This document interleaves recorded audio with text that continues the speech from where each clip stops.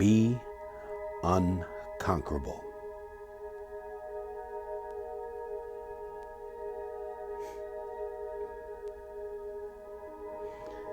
Be unconquerable.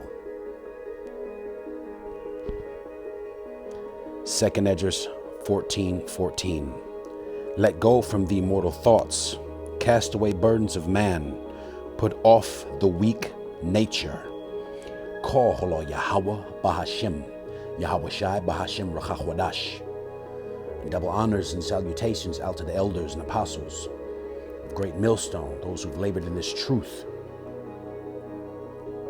Shalom to the 144,000 warriors that are scattered throughout the four corners of the globe, studying profusely and awaiting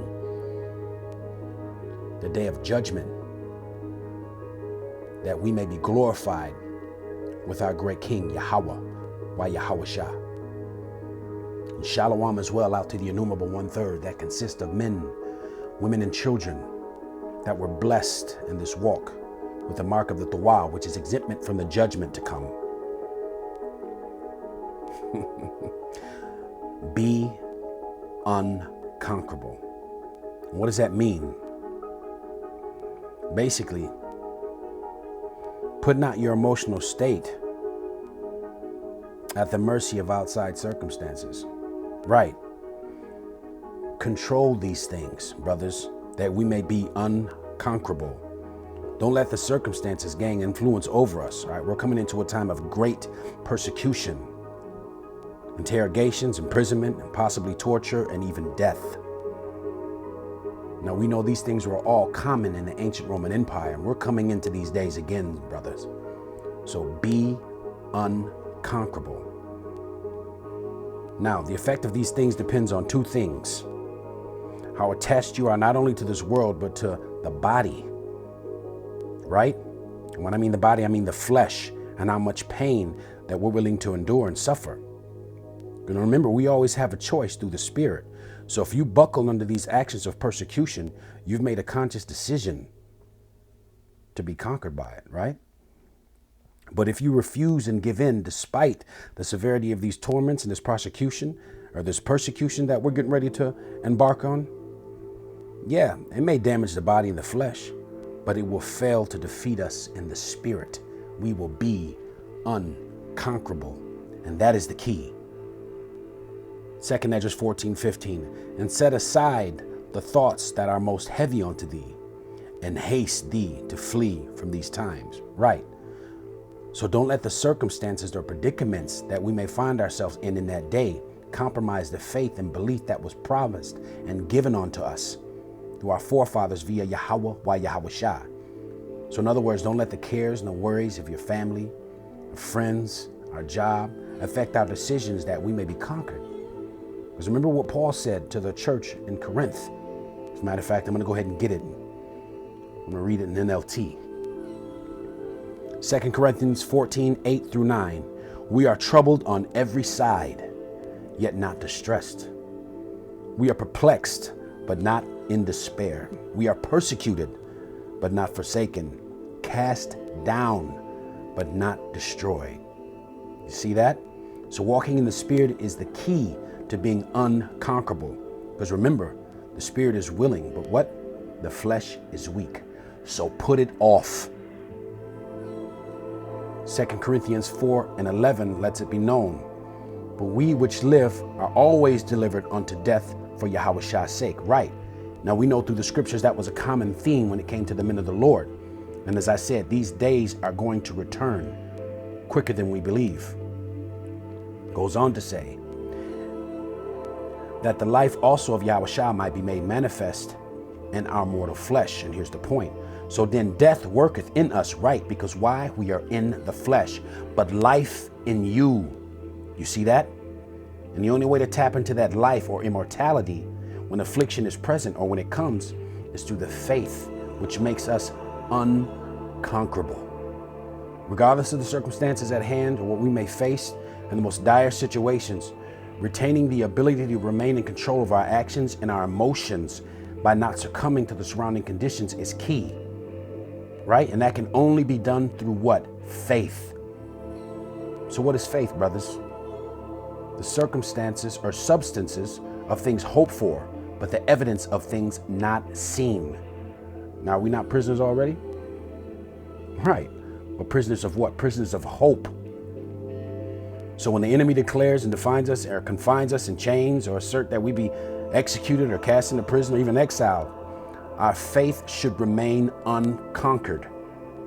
And we have plenty of examples of that. When we look at Paul's ministry and through his journey throughout his long ministry, Paul did what? He suffered greatly on all kind of different occasions, right? He was repeatedly whipped, beaten with rods, hunted by assassins, imprisoned, I don't know how many times. And once even stoned, he was left for dead. So we can see that Paul did not always bear up under these hardships and under these afflictions. At times, he was depressed and despaired. And these are what the things Paul wrote to the Corinthians about his sufferings. Matter of fact, I'm going to grab that in NIV. 2 Corinthians 1:8. We do not always want to be uninformed or want you to be uninformed, brothers and sisters, about the troubles we've experienced in the province of Asia. We are under great pressure, far beyond our ability to endure. Why? Because of the flesh, so that we despaired of this life itself. Indeed, we felt we had received the sentence of death. And at times, do we not feel like that, brothers? In Revelations, the 20th chapter, did not John see the souls of the men that were beheaded for the witness of Yahushua? And we know that's a future prophecy yet to happen, brothers. So be unconquerable. Goes on to say, but this happened that we might not rely on ourselves, but in our power, who raised the dead. He has also delivered us from such deadly peril, and he will deliver us again. On him we have set our hope that we will continue, and he will continue to deliver us, and that he will. You see that? So keeping in mind in that day, because at the end of the day, these are all simply outside factors that we are not in control of, brothers. We don't know how this thing is going to end for us. Each and every one of us have our own walk. Does not Psalms 68:20 say, he that is our God is the God of salvation, and unto him the Lord belongeth what? The issues of death. So they belong to Yahweh Yahushua, not us. So our mindset should be what? This is nothing. Be unconquerable. All right? Because what counts is our actions, all right, and how we decide in these things. So if we want to be unconquerable, we must first be willing to endure these hardships that we're about to approach onto, to prepare to dismiss entirely what people think of you, and be willing to forfeit all the possessions, even the fundamental necessities that we have on the day-to-day, right?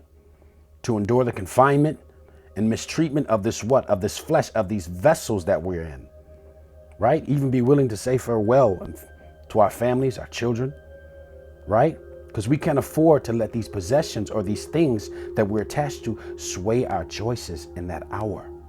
Because ultimately, we're already dead in this flesh, are we not, fellas? We're only alive in the spirit. Through the spirit, we are unconquerable. Colossians 2:13 says what? We are dead because of our sins and because your sinful nature was not yet cut off, right? Because we know the spirit warreth with the flesh and the flesh with the spirit. Then God made you alive with Yahushua, for he forgave all our sins. You see that? And through that we are unconquerable. How? Through the blood of Yahushua. Goes on to say, and this is beautiful, he canceled the record of the charges against us and took it away by nailing it to the cross. You see that? So Psalms 133 says what? Lord, if you kept a record of our sins, O Lord, who could ever survive? Yahushua canceled out our records of iniquity. You see that? Call Holo Yahushua. Call Holo Yahushua. So through faith in him, we already have the victory, brothers. It's already been written. Goes on to say, in this way, he disarmeth the spiritual rulers and authorities and shamed them publicly by his victory over them on the cross. Call Holo Yahweh Bahashem Yahweh Shai. You see that? So being unconquerable is key.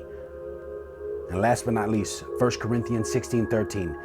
Be on your guard. Stand firm in the faith. Be courageous. Be strong. In other words, be unconquerable. Call Yahweh Bahashim, Yahweh Shai, Bahashim, Rahawadash. Shalom, brothers.